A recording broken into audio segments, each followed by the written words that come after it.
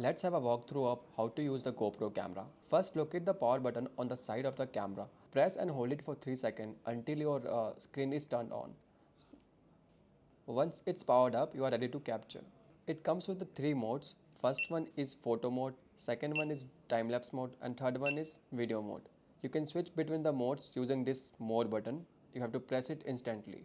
On the top side, this is the capture button. You have to use it only when you are capturing the video or photo. So you just press it once and it will start capturing, and then press it again to stop it. If you want to see the videos that you have captured, you have to swipe up on the screen and you will see the video that you have captured and photos you can see here. If you want to go to the settings, you just swipe down on the screen and you will see the settings.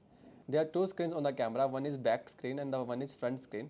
You can turn on the front screen if it's turned off from the settings. This camera is waterproof, but make sure that there is no visible red mark over here. While inserting the battery, just make sure that when you are closing this case, there should not be any red mark like this. Make sure the battery is placed properly, otherwise you will face issue while closing this battery case.